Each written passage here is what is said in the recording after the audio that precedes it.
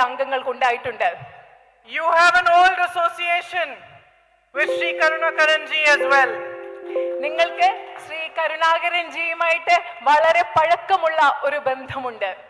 His heart beat for you. He served you selflessly. അദ്ദേഹത്തിന്റെ ഹൃദയം നിങ്ങൾക്ക് വേണ്ടി മിടിച്ചിരുന്നു. നിസ്വാർത്ഥമായി അദ്ദേഹം നിങ്ങളെ സേവിച്ചിരുന്നു. In this election, I am very happy and proud to say that the Congress is putting forward a team which consists of the wisdom and experience of our senior leaders, and with them over 50% of our candidates are young, between the age of 25 and 45.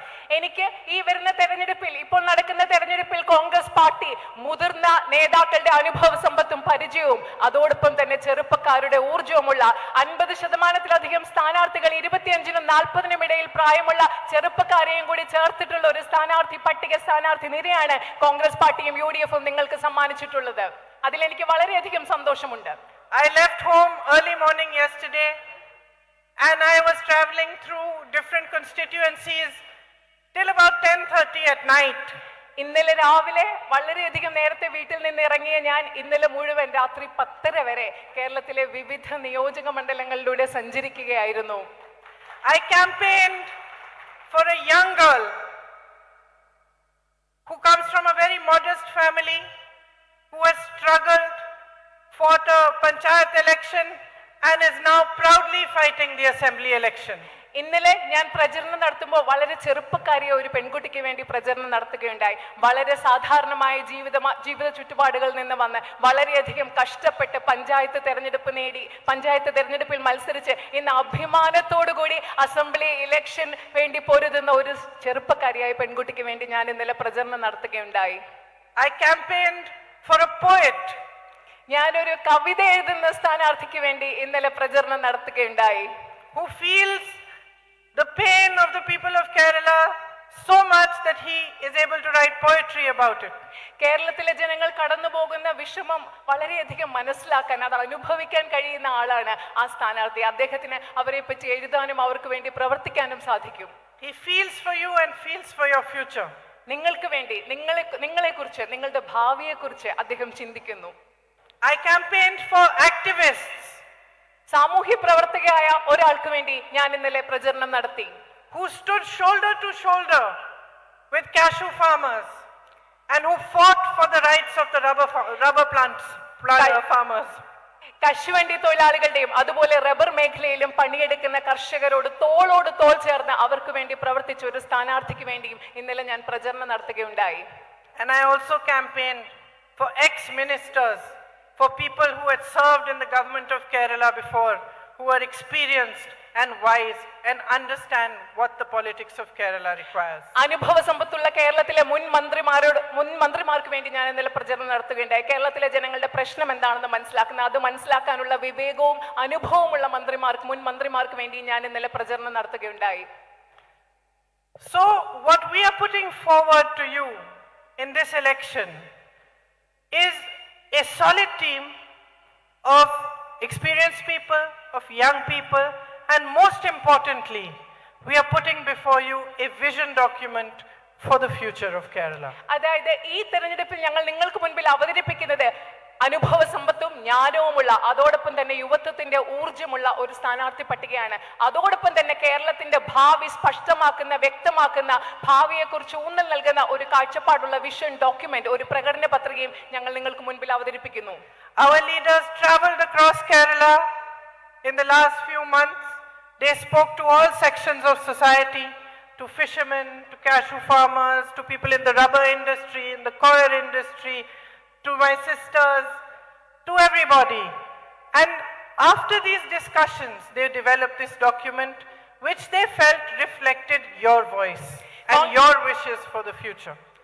ഞങ്ങളുടെ കോൺഗ്രസ് പാർട്ടിയിലുള്ള സഹപ്രവർത്തകരും നേതാക്കളും കേരളത്തിന്റെ വിവിധ ഭാഗങ്ങളിലുള്ള ആളുകളുമായി കേരളത്തിന്റെ വിവിധ ഭാഗങ്ങളിൽ സഞ്ചരിച്ചുകൊണ്ട് ഇവിടെയുള്ള എൻ്റെ സഹോദരിമാർ, അതുപോലെ കശുവണ്ടി മേഖലയിൽ പണിയെടുക്കുന്നവർ, കർഷകർ, ഇവരോടെല്ലാം സംസാരിച്ചുകൊണ്ട് ഒരു വിഷൻ ഡോക്യുമെന്റ്, പ്രകടന പത്രിക തയ്യാറാക്കുകയുണ്ടായി. അത് ഭാവിയെക്കുറിച്ചുള്ള, കേരളത്തിലെ കുറിച്ചുള്ള നിങ്ങളുടെ കാഴ്ചപ്പാടാണ് അതിൽ പ്രതിഫലിക്കുന്നത്, അതിൽ നിങ്ങളുടെ ശബ്ദമാണ് പ്രതിഫലിക്കുന്നത്. Now when people from outside Kerala like me look towards your state, we see a state which is naturally beautiful. എന്നെ പോലെ കേരളത്തിന് പുറത്തുള്ള ആളുകൾ കേരളത്തെ ഉറ്റുനോക്കുമ്പോൾ ഞങ്ങൾ കാണുന്നത് സ്വാഭാവികമായി വളരെയധികം മനോഹരമായിട്ടുള്ള ഒരു സംസ്ഥാനം, a society which is highly educated, ഏറ്റവും അധികം വിദ്യാസമ്പന്നരായ ആളുകളുള്ള ഒരു സമൂഹം, a society in which women get good opportunities to work, to flourish. ഒരു സമൂഹം, അതിൽ ഇവിടെയുള്ള സ്ത്രീകൾക്ക് വിദ്യാഭ്യാസത്തിനും അതുപോലെ അവരുടെ കഴിവ് തെളിയിക്കാനും ധാരാളം അവസരം കിട്ടുന്ന ഒരു സമൂഹം. We see mosques, temples, churches coexisting peacefully. ഇവിടെ മോസ്കുകളും അമ്പലങ്ങളും പള്ളികളും എല്ലാം സമാധാനത്തോടുകൂടി സഹവർത്തിത്വത്തോടുകൂടി നിലനിൽക്കുന്ന ഒരു സംസ്ഥാനമാണ് കേരളം എന്ന് ഞങ്ങൾ കാണുന്നു. People mingling happily in each other's festivals. ആളുകൾ മറ്റുള്ളവരുടെ ആഘോഷങ്ങളിൽ സന്തോഷത്തോടുകൂടി പങ്കെടുക്കുന്ന ഒരു കാഴ്ച കേരളത്തെ കുറിച്ച് നമുക്ക് കാണാൻ സാധിക്കും. And personally, whenever I have gone anywhere and seen that there is someone from Kerala working in that company or working in that shop or that office, I immediately know that he is a dedicated, loyal, efficient and intelligent person. ഞാൻ എവിടെ പോകുമ്പോഴും കേരളത്തിന് പുറത്ത് പോകുമ്പോൾ കേരളത്തിലെ ഒരാൾ ഒരു കമ്പനിയിൽ ജോലി ചെയ്യുന്നുണ്ട് അല്ലെങ്കിൽ കടയിൽ ഒരു മലയാളി ഉണ്ടെന്ന് അറിയുമ്പോൾ എനിക്ക് ആളിനെ കാണുന്നതിന് മുമ്പ് മനസ്സിലാക്കാൻ സാധിക്കും കഴിവുള്ള ആളാണ്, കഠിനാധ്വാനിയാണ്, വിശ്വസ്തനാണ്, ബുദ്ധിയുള്ള ആളാണെന്ന് എനിക്ക് മനസ്സിലാക്കാൻ സാധിക്കും. We see all your beautiful products, all the beauty and the culture and the understanding that you have contributed to India. നിങ്ങളുടെ മനോഹരമായ ഉൽപ്പന്നങ്ങൾ, നിങ്ങളുടെ സംസ്കാരം, നിങ്ങളുടെ പാരമ്പര്യം, നിങ്ങൾ ഭാരതത്തിന് സംഭാവന ചെയ്തിട്ടുള്ള മനോഹരമായ അനേകം ഉൽപ്പന്നങ്ങളും സൗന്ദര്യവും ഞങ്ങൾക്ക് കാണാൻ സാധിക്കും. And the most beautiful thing about this is that there is not one single politician, one single person who can take the credit for what Kerala is today. ഇതിൽ ഏറ്റവും മനോഹരമായ കാര്യം എന്ന് പറയുന്നത് ഒരു വ്യക്തിക്ക്, ഒരു രാഷ്ട്രീയക്കാരന്, ഒറ്റ ഒരാൾക്ക് കേരളം എന്താണ് അതിന്റെ ക്രെഡിറ്റ് എന്ന് പറയുന്നത് ഒരാൾക്ക് മാത്രമുള്ളതല്ല, ഒരാൾക്ക് അത് എടുക്കാൻ സാധിക്കില്ല. The full credit for what Kerala is today goes to you. ഇന്ന് കേരളം എന്താണോ അതിന്റെ മുഴുവൻ ക്രെഡിറ്റ് നിങ്ങൾക്ക് ഓരോരുത്തർക്കും ഉള്ളതാണെന്ന് പറയാൻ ഞാൻ ആഗ്രഹിക്കുന്നു. To the people of Kerala. അത് കേരളത്തിലെ ജനങ്ങൾക്ക് അവകാശപ്പെട്ടതാണ്.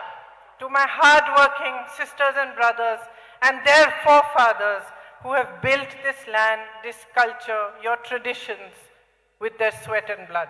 കേരളം എന്താണോ അതിന്റെ ക്രെഡിറ്റ് പോകുന്നത് കഠിനാധ്വാനികളായ എന്റെ സഹോദരന്മാർക്കും സഹോദരിമാർക്കും അതുപോലെ ഈ കേരളം ഉണ്ടാക്കാൻ വേണ്ടി കഠിനാധ്വാനം ചെയ്ത നിങ്ങളുടെ മുൻഗാമികൾക്കുമാണ് എന്ന് പറയാൻ ഞാൻ ആഗ്രഹിക്കുന്നു.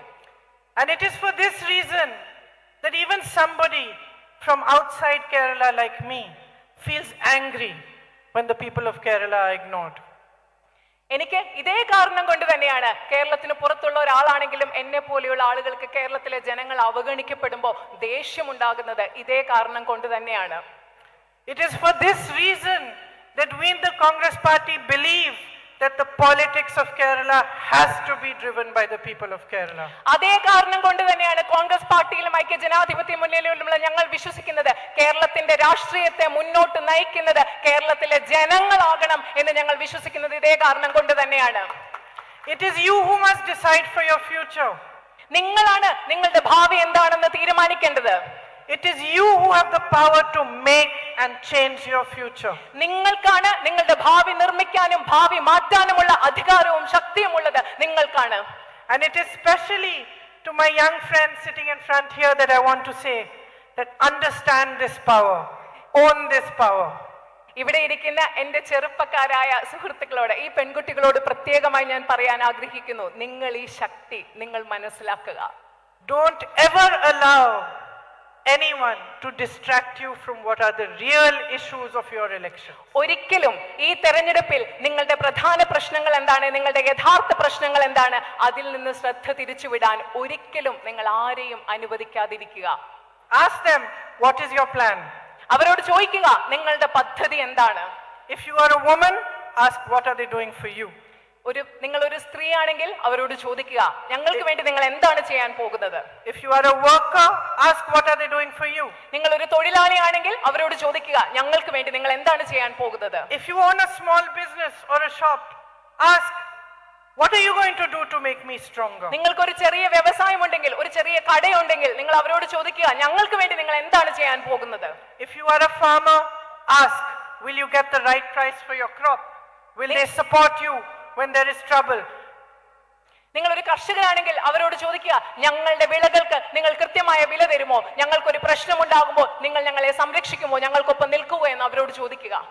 This is your duty as a citizen of Kerala and a citizen of India. ഇന്ത്യയിലെ പൗരൻ എന്ന നിലയിൽ, കേരളത്തിലെ ഒരു പൗരൻ എന്ന നിലയിൽ ഈ ചോദ്യങ്ങൾ ചോദിക്കേണ്ടത് നിങ്ങളുടെ ഉത്തരവാദിത്തമാണ്, കടമയാണ്. So I have come here today to tell you precisely this. ഞാൻ ഇന്ന് ഇവിടെ വന്നിരിക്കുന്നത് വളരെ കൃത്യതയോടുകൂടി ഈ കാര്യം നിങ്ങളോട് പറയാനാണ്. I have come to tell you what the Congress party and the UDF are planning for your future. നിങ്ങളുടെ ഭാവിക്ക് വേണ്ടി കോൺഗ്രസ് പാർട്ടിയും ഐക്യജനാധിപത്യ മുന്നണിയും എന്താണ് ആസൂത്രണം ചെയ്യുന്നതെന്ന് നിങ്ങളോട് പറയാൻ വേണ്ടിയാണ് ഞാൻ ഇന്ന് ഇവിടെ വന്നിരിക്കുന്നത്. We know and we recognize how difficult these 5 years have been. ഈ കഴിഞ്ഞ 5 വർഷങ്ങൾ നിങ്ങൾക്ക് എത്രമാത്രം ബുദ്ധിമുട്ടുള്ളതാണ് എന്ന് ഞങ്ങൾ മനസ്സിലാക്കുന്നു. We saw that you placed your hope in the LDF in the last election. ഞങ്ങൾക്കറിയാം, കഴിഞ്ഞ തെരഞ്ഞെടുപ്പിൽ നിങ്ങൾ നിങ്ങളുടെ പ്രതീക്ഷ അർപ്പിച്ചത് LDF ഗവൺമെന്റിലാണ്. And in your wisdom, you wanted to experience what an LDF government can do for you. നിങ്ങളുടെ എല്ലാ വിവേകം കൊണ്ടും നിങ്ങൾ ആഗ്രഹിച്ചു, നിങ്ങൾ അനുഭവിക്കാൻ ആഗ്രഹിച്ചു ഒരു LDF ഗവൺമെന്റ് നിങ്ങൾക്ക് വേണ്ടി എന്ത് ചെയ്യാൻ അവർക്ക് സാധിക്കുമെന്നത്. They made promises one after the other. ഒന്നിനു പുറകെ ഒന്നായി ധാരാളം വാഗ്ദാനങ്ങൾ അവർ നിങ്ങൾക്ക് നൽകുകയുണ്ടായി. They promised you 20 lakh jobs. നിങ്ങൾക്ക് 20 ലക്ഷം തൊഴിലവസരങ്ങൾ നൽകുമെന്ന് അവർ വാഗ്ദാനം ചെയ്തു. They didn't give you any. പക്ഷേ അവർ ഒന്നും നിങ്ങൾക്ക് നൽകിയില്ല. In fact, regrettably, as soon as they came into power, they filled up government posts with their own people. പക്ഷേ നിങ്ങൾക്കറിയാമോ, അവർ ഗവൺമെന്റിൽ അധികാരത്തിൽ വന്ന ഉടൻ തന്നെ ഗവൺമെന്റ് തസ്തികകൾ അവരുടെ ആൾക്കാരെ കുത്തി നിറയ്ക്കുകയാണ് LDF ഗവൺമെന്റ് നിങ്ങൾക്ക് തൊഴിൽ നൽകുന്നതിന് പകരം ചെയ്തത്. When thousands of young people all across Kerala protested, they were suppressed, they were beaten. കേരളത്തിൽ ആയിരക്കണക്കിന് യുവാക്കൾ ഇതിനെതിരെ പ്രതിഷേധിച്ചപ്പോൾ അവരെ അടിച്ചമർത്തുകയുണ്ടായി, അവരെ മർദ്ദിക്കുകയുണ്ടായി. They promised you support for the rubber industry. Rubber വ്യവസായത്തിന് പിന്തുണ നൽകും എന്ന് അവർ പ്രഖ്യാപിച്ചു, അവർ വാഗ്ദാനം നൽകും. Instead, they allowed unchecked imports of rubber. പക്ഷെ അതിനു പകരം അനിയന്ത്രിതമായ റബ്ബറിന്റെ ഇറക്കുമതിയാണ് അവർ അനുവദിച്ചു കൊടുത്തത്. And crippled the industry. ആ വ്യവസായത്തെ മുട്ടിൽ നടത്തുകയാണ് ചെയ്തത്, ബുദ്ധിമുട്ടിക്കുകയാണ് ചെയ്തത്. The greatest suffering that happened in the last year or two was that small businesses, shop owners, people who were struggling to make their living with their own incentive and their own initiative were beaten down, not just by the central government's GST, not just by the demonetization that came before that, but after the corona pandemic. In between, when the lockdown was imposed, there was great suffering, and the people who bore the brunt of it were the very small industries, the small shop owners and the small businesses of India. പ്രത്യേകിച്ചും കഴിഞ്ഞ 2 വർഷങ്ങളായി ഇവിടെ നടക്കുന്ന ചെറുകിട വ്യവസായങ്ങൾ, സ്വന്തമായി സംരംഭങ്ങൾ ആരംഭിക്കുന്നവർ, സ്വന്തം താല്പര്യത്തോടുകൂടി ചെറിയ കച്ചവടങ്ങൾ ആരംഭിക്കുന്നവർ, അവരെല്ലാം കേന്ദ്ര ഗവൺമെന്റിന്റെ പല നയങ്ങൾ കൊണ്ടും നോട്ട് നിരോധനം കൊണ്ടും അതുപോലെ തന്നെ വികലമായി നടപ്പിലാക്കിയ ഒരു GST കൊണ്ടും അതിനുശേഷം വന്ന കൊറോണ പാൻഡമിക് സമയത്തുണ്ടായ ലോക്ക്ഡൌൺ കൊണ്ടും ഇതൊക്കെ കൊണ്ട് ഏറ്റവും കൂടുതൽ ബുദ്ധിമുട്ടുകൾ അനുഭവിക്കുന്നത് ഇവിടെയുള്ള ഇടത്തരം കച്ചവടക്കാരും ഇടത്തരം വ്യവസായം നടത്തുന്നവരും സ്വയം സംരംഭകരുമാണ്. So because we understand what you have been through, we understand that you have seen a series of broken promises, that you have not been supported, that you have been weakened, that the government has worked for the corporates but not for you. We spoke to economists, we spoke to people in the Congress party and outside and asked them, what is it we can do to help you stand on your feet again and to help you to get through this phase. ഇതെല്ലാം മനസ്സിലാക്കിയതുകൊണ്ട് ഈ കഴിഞ്ഞ വർഷങ്ങളിൽ നിങ്ങൾ പാലിക്കപ്പെടാത്ത ഒരുപാട് വാഗ്ദാനങ്ങൾ കണ്ടതുകൊണ്ട്, നിങ്ങൾ ധാരാളം ബുദ്ധിമുട്ടുകളിലൂടെ സാമ്പത്തികമായും മറ്റും കടന്നുപോയതുകൊണ്ട്, ഈ അവസ്ഥകൾ മനസ്സിലാക്കിയതുകൊണ്ട് നിരവധി സാമ്പത്തിക വിദഗ്ധരോടും കോൺഗ്രസ് പാർട്ടിയിലെ പ്രധാനപ്പെട്ടവരോടും ഈ അവസ്ഥയിൽ നിന്ന് നിങ്ങളെ കരകയറാൻ സഹായിക്കാൻ ഞങ്ങൾക്ക് എന്താണ് ചെയ്യാൻ പറ്റുന്നത് എന്ന് ഞങ്ങൾ ചോദിച്ചു. So the answer actually was quite straightforward. വളരെ നേരിട്ടുള്ള ഒരു ഉത്തരമാണ് അതിന് ഞങ്ങൾക്ക് കിട്ടിയത്. What they said was that if you want to restart the economy, you want to re-energize it, the answer is to put money in the hands of people. ഞങ്ങൾക്ക് കിട്ടിയ ഉത്തരം വളരെ ലളിതമാണ്. ഇവിടുത്തെ സമ്പദ് വ്യവസ്ഥയെ വീണ്ടും ചലിപ്പിക്കണമെങ്കിൽ, അതിന് വീണ്ടും ഊർജം പകരണമെങ്കിൽ നിങ്ങൾ ചെയ്യേണ്ടത് ഇവിടുത്തെ ജനങ്ങളുടെ കയ്യിൽ പണം നൽകുക, ധനം നൽകുക എന്നതാണ് നിങ്ങൾ ചെയ്യേണ്ടതെന്ന ഉത്തരമാണ് ഞങ്ങൾക്ക് കിട്ടിയത്. Once you put money in the hands of people, they use that money, they spend it, they regenerate spending, and small shops, small businesses benefit, and in turn they also regenerate. അതായത് നിങ്ങളുടെ കയ്യിൽ പൈസ ഉണ്ടാകുമ്പോൾ നിങ്ങൾ ആ പൈസ ചെലവാക്കാൻ ആഗ്രഹിക്കും. നിങ്ങൾ ചെലവാക്കുമ്പോൾ ഇവിടെ സാധനങ്ങൾ ഉൽപ്പാദിപ്പിക്കാൻ ആരംഭിക്കും. ചെറിയ കച്ചവടക്കാർക്ക് ലാഭമുണ്ടാകും, അവരും ചെലവാക്കാൻ തുടങ്ങും. അങ്ങനെ വരുമ്പോൾ വീണ്ടും പുനരുൽപാദനത്തിലൂടെ സമ്പദ് വ്യവസ്ഥയ്ക്ക് ഒരു പുതുജീവൻ കൈവരും. സമ്പദ് വ്യവസ്ഥ കൂടുതൽ സജീവമായി തുടങ്ങും. This does two things. It recognizes your strength and your power. It supports you to stand up. And it also strengthens the economy. ഇത് രണ്ട് കാര്യങ്ങൾ ചെയ്യുന്നുണ്ട്. ആദ്യമായിട്ട് ഇത് നിങ്ങളുടെ ശക്തി തിരിച്ചറിയുന്നു, നിങ്ങളെ എഴുന്നേറ്റ് നിൽക്കാൻ, സ്വന്തം കാലിൽ നിൽക്കാൻ, അതിജീവിക്കാൻ പ്രാപ്തരാകുന്നു. രണ്ടാമതായി ഇത് സമ്പദ് വ്യവസ്ഥയെ പുനരുജ്ജീവിപ്പിക്കാനും വീണ്ടും ചലിപ്പിക്കാനും സഹായിക്കുകയും ചെയ്യുന്നു. So the first thing that the Congress Party and the UDF government will implement the Nyaya Yojana. അതിന്റെ പേരിൽ ഇത് പറഞ്ഞതിന് ശേഷം കോൺഗ്രസ് പാർട്ടിയും UDFും ആദ്യം ചെയ്യാൻ പോകുന്ന കാര്യം എന്ന് പറയുന്നത് ന്യായ പദ്ധതി കേരളത്തിൽ നടപ്പിലാക്കുക എന്നുള്ളതായിരിക്കും. The Nyaya Yojana basically puts 6,000 rupees directly into the account of all poor families every month. ന്യായ പദ്ധതി എന്ന് പറയുമ്പോൾ കേരളത്തിലെ ദരിദ്രരായ എല്ലാ കുടുംബങ്ങളുടെയും അക്കൗണ്ടിലേക്ക് ഓരോ മാസവും 6,000 രൂപ നിക്ഷേപിക്കുക എന്നതാണ് ഈ പദ്ധതി UDF ഗവൺമെന്റ് നിങ്ങൾക്ക് വാഗ്ദാനം നൽകുന്നു. For housewives who do not fall under that scheme but are between the age of 40 and 60, 2,000 rupees will be put directly into your accounts every month. ന്യായ പദ്ധതിയുടെ പരിധിയിൽ വരാത്ത വീട്ടമ്മമാർക്ക്, 40 വയസ്സിനും 60നും ഇടയിൽ പ്രായമുള്ള വീട്ടമ്മമാർക്ക് ഓരോ മാസവും നിങ്ങളുടെ അക്കൗണ്ടിലേക്ക് UDF അധികാരത്തിൽ വന്നാൽ 2,000 രൂപ നിക്ഷേപിക്കും എന്ന വാഗ്ദാനവും ഞങ്ങൾ നൽകുന്നു. You are looking very happy. നിങ്ങൾക്ക് വളരെ സന്തോഷമുള്ളതുപോലെ തോന്നുന്നു. But you should be happy because it is the first time that a party or a government is recognizing what the housewife does. നിങ്ങൾക്ക് വളരെയധികം സന്തോഷമുണ്ടാവണം. കാരണം ആദ്യമായിട്ടാണ് ഒരു രാഷ്ട്രീയ പാർട്ടിയോ ഒരു ഗവൺമെന്റോ വീട്ടമ്മമാർ ചെയ്യുന്ന ജോലിക്ക് അംഗീകാരവും വിലയും കൊടുക്കാൻ പോകുന്നത്. You know, I joined politics when I was 47 years old. ഞാൻ രാഷ്ട്രീയത്തിന്റെ ഭാഗമായത് രാഷ്ട്രീയ പ്രവർത്തനത്തിൽ ചേർന്നത് But from the age of 25 to 47 I was a housewife. ഞാൻ രാഷ്ട്രീയത്തിൽ ചേർന്നത് 47ാമത്തെ വയസ്സിലാണ്. പക്ഷേ 25 വയസ്സ് മുതൽ 47 വയസ്സ് And you may think that this Priyanka Gandhi, I wonder if she cleaned her house. But I cleaned my house, I cooked food, I looked after my children, and I did all the things that you do in my own way.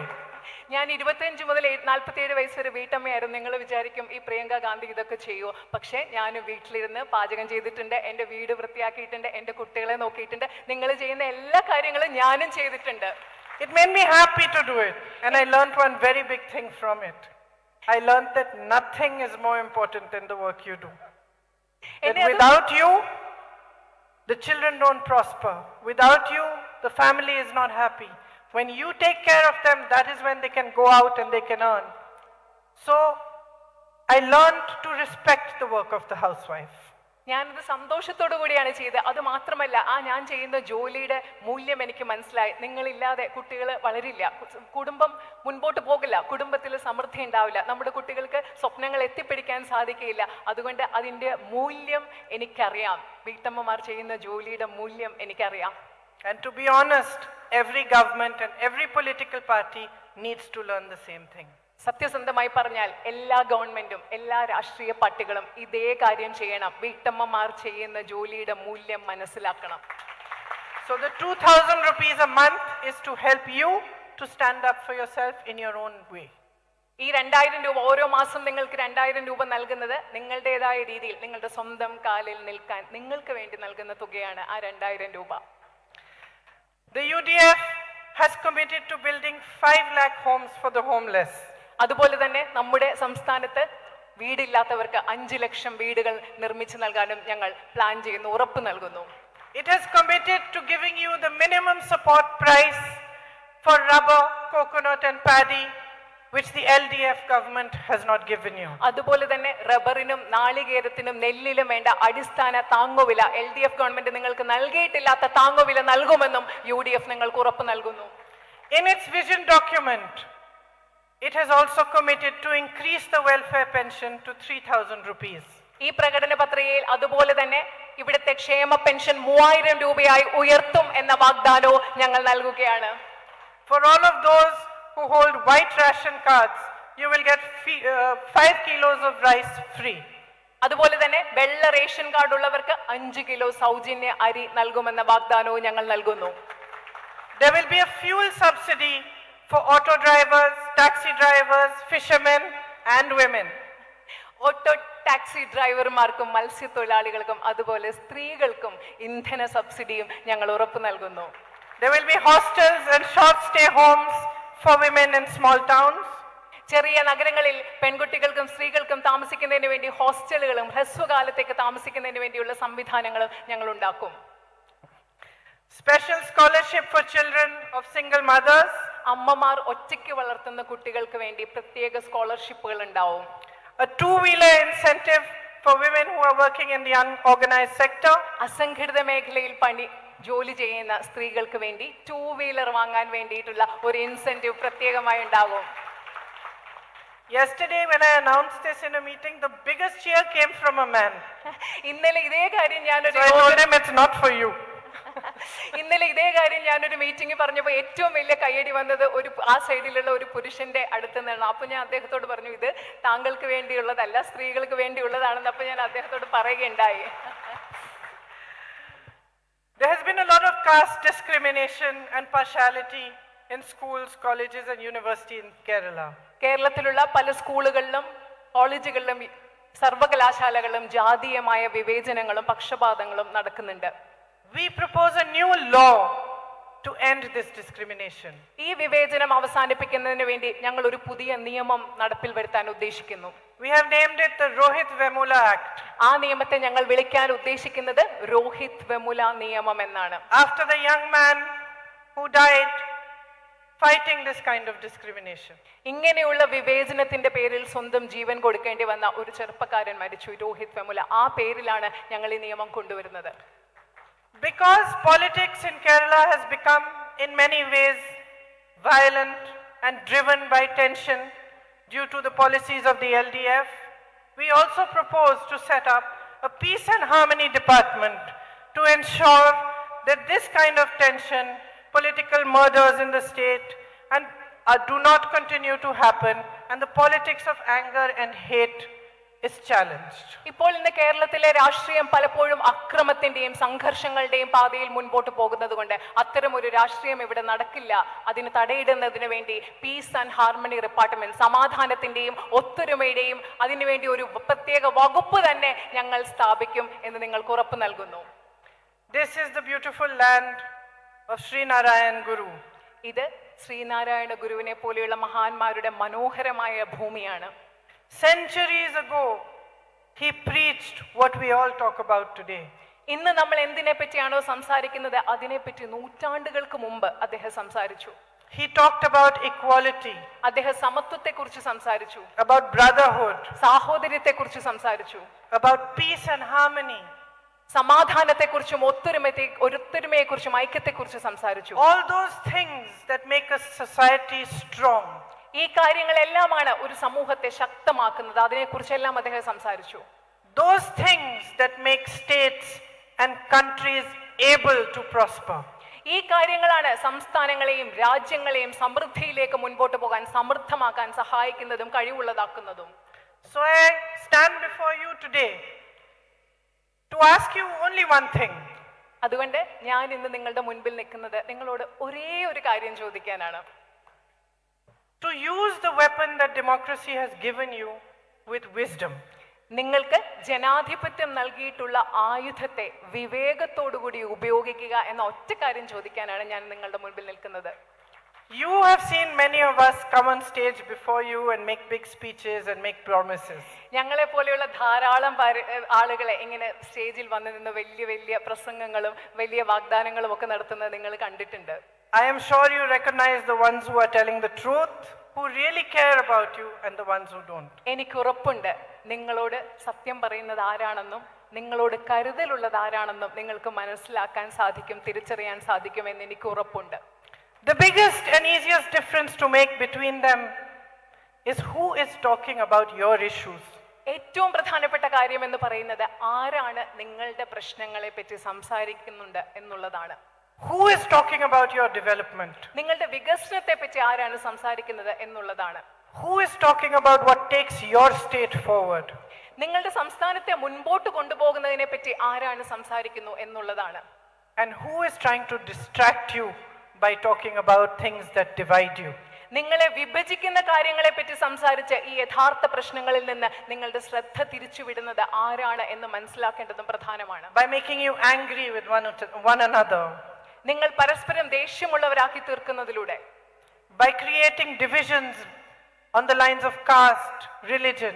ജാതിയുടെ മതത്തിന്റെയും പേരിൽ നിങ്ങളെ വിഭജിപ്പിച്ചുകൊണ്ട് നിങ്ങളുടെ ഇടയിൽ വിഭജനം ഉണ്ടാക്കുന്നത് ആരാണ്? It's very clear that when that is being done, when people stand on this stage and talk about dividing you, they are not interested in your progress, and they are doing so because they have no ideas for your future. നിങ്ങളുടെ മുൻപിൽ നിന്നുകൊണ്ട് വേദിയിൽ നിന്നുകൊണ്ട് ജാതിയെ പറ്റിയും മതത്തെ പറ്റിയും സംസാരിച്ച് നിങ്ങളെ വിഭജിക്കാൻ ശ്രമിക്കുമ്പോൾ അത് നിങ്ങൾ മനസ്സിലാക്കേണ്ടത് എന്താണ്? അവർക്ക് നിങ്ങളുടെ ഭാവിയെക്കുറിച്ച് സംസാരിക്കാൻ ഒരാശയങ്ങളുമില്ല. നിങ്ങളുടെ സമൃദ്ധിയെക്കുറിച്ചും നിങ്ങളുടെ ഭാവിയെക്കുറിച്ചും സംസാരിക്കാൻ ഒന്നുമില്ലാത്തത് കൊണ്ടാണ് അവർ നിങ്ങളെ വിഭജിക്കുന്ന ജാതിയെയും മതത്തെയും കുറിച്ച് സംസാരിക്കുന്നത്. So I ask only this, that you vote in a government that works for you, that is dedicated to serve you, that understands that the duty of every member of its party, every member of its government is to make Kerala prosper and to put power back in the hands of the people of Kerala. അതുകൊണ്ട് ഞാൻ നിങ്ങളോട് പറയുന്ന ഒരു കാര്യമാണ്, നിങ്ങൾ vote ചെയ്യുമ്പോൾ നിങ്ങൾ ആര് നിങ്ങൾക്ക് വേണ്ടി പണിയെടുക്കുന്നു, നിങ്ങൾക്ക് വേണ്ടി പ്രവർത്തിക്കാൻ, നിങ്ങളുടെ ഭാവിക്ക് വേണ്ടി പ്രവർത്തിക്കാൻ ആർക്കാണോ നിങ്ങളോട് പ്രതിബദ്ധതയുള്ളത്, നിങ്ങൾ കേരളത്തിന്റെ ഭാവിക്ക് വേണ്ടിയും വികസനത്തിനും സമൃദ്ധിക്ക് വേണ്ടിയും ആര് പ്രവർത്തിക്കുന്നു, നിങ്ങളുടെ ശക്തി നിങ്ങളിലേക്ക് ആര് തിരിച്ചറിയുന്നു, അങ്ങനെ ഒരു ഗവൺമെന്റിനെ തെരഞ്ഞെടുക്കാൻ നിങ്ങൾ വോട്ട് ചെയ്യണം എന്ന ഒരേ ഒരു കാര്യമാണ് എനിക്ക് നിങ്ങളോട് അഭ്യർത്ഥിക്കാനുള്ളത്. I would like to call forward the candidates Sri T.J. Saish Kumar Joseph and Sri M.P. Jackson. You have both youth and experience here, fighting for you and dedicating themselves to making a stronger, better future for you.